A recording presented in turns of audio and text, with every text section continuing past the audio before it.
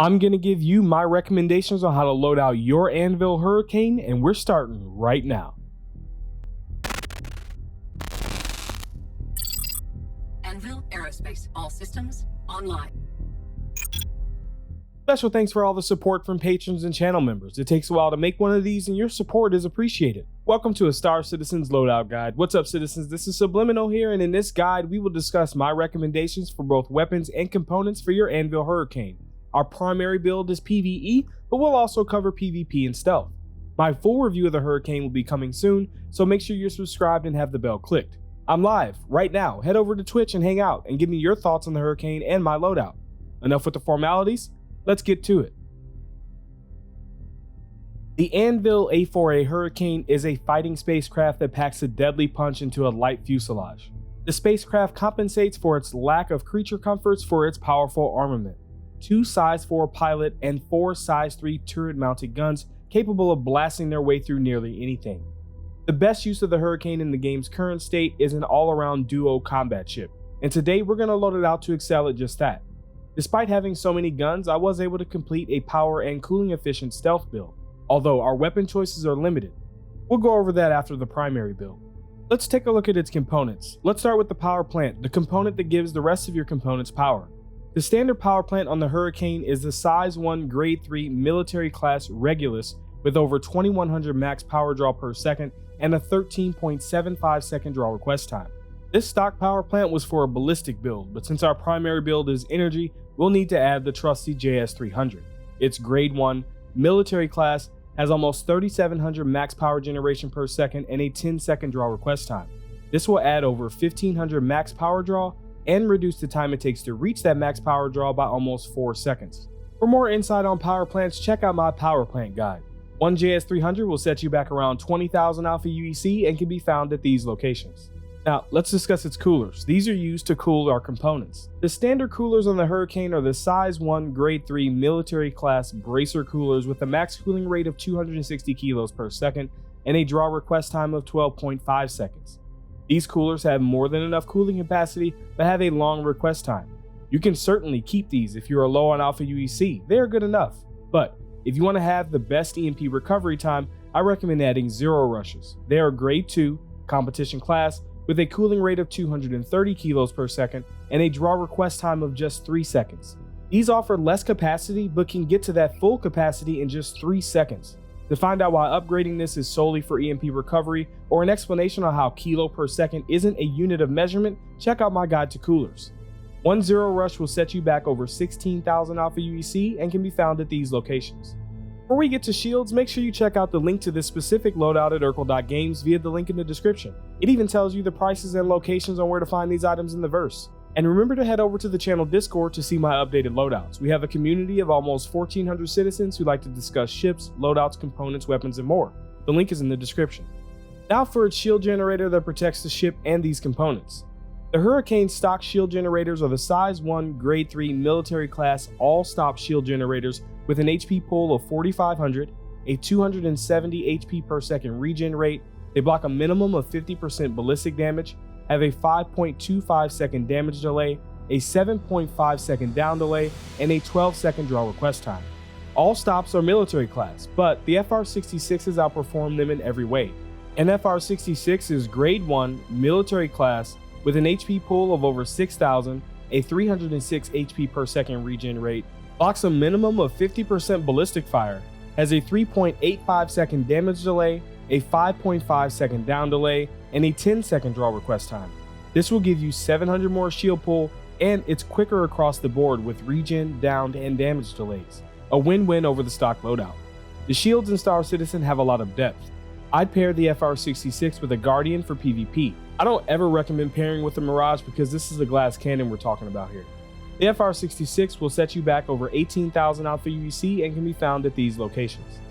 And lastly, the quantum drive that will help you get to the stores that sell these components faster. The standard QT drive on the Hurricane is the Size 1 Grade 3 Expedition with 138 megameter per second quantum speed, a 9.8 per megameter fuel requirement, a 5-second spool up, and a 10-second cool down time. This drive isn't terrible, and I'd keep it if you're tight on Alpha UEC. But if you have a lot of dough, I recommend using the Atlas. The Atlas is grade 1 civilian class, has 152 megameter per second quantum speed, a 7.5 per megameter fuel requirement, a 5.1 second spool up, and an 8.7 second cool down time. This drive is one of the fastest drives that can make a trip from one end of the system to the other. The Atlas will run you almost 18,000 alpha UEC and can be found at these locations. I'm excited to announce a new art series, Vessels of the Verse. This will be the first of many designs that will be released alongside buyer's guides and loadout guides. They will be available on Displayed in 48 hours, on the merch store in 24 hours. Desktop wallpapers are available right now to Twitch subs, patrons, and YouTube channel members, and mobile wallpapers are available for free via link in the description. Now, let's talk about the stock weapons and my recommendations.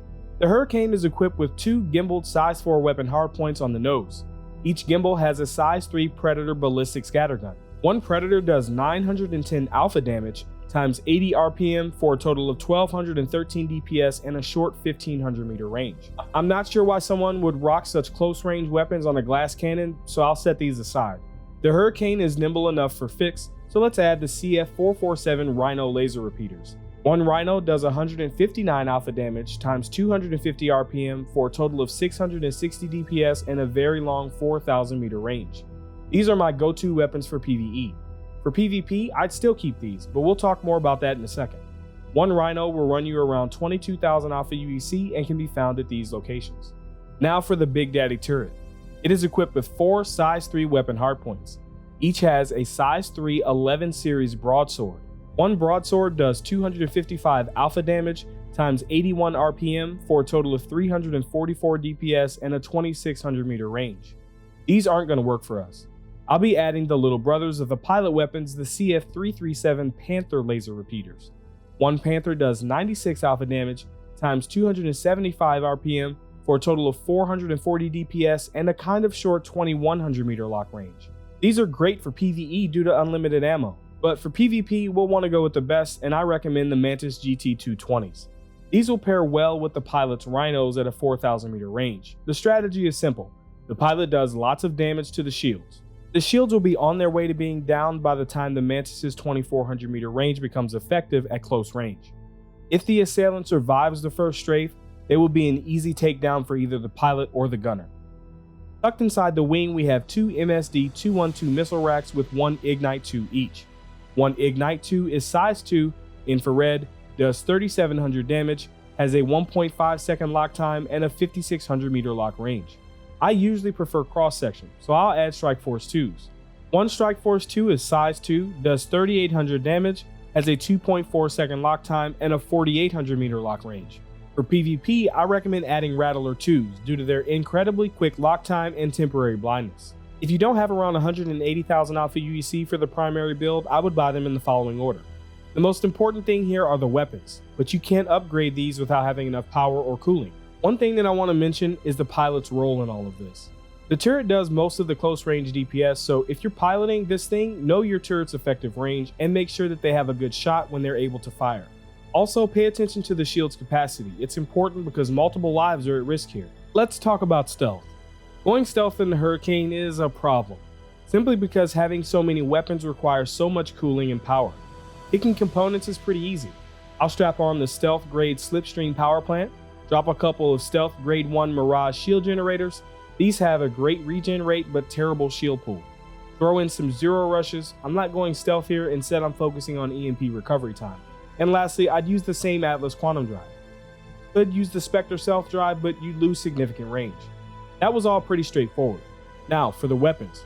I decided to go with the C788 Combine ballistic cannons for the pilot and Tarantula GT870s for the turret gunner.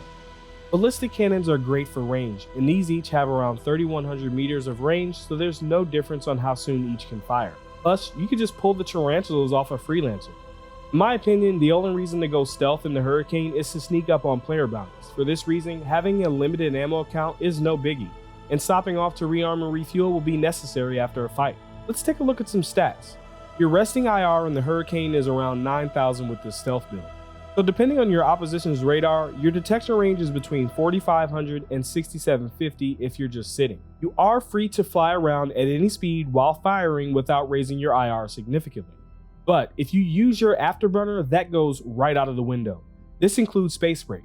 With a weapon range of around 3100, you certainly won't be sneaking up on anyone. For this reason, this will be my least used build for the Hurricane. Those are my loadout recommendations. Let me hear yours down in the comments. My full review of the Anvil Hurricane will be coming shortly, so make sure you're subscribed and have the bell clicked.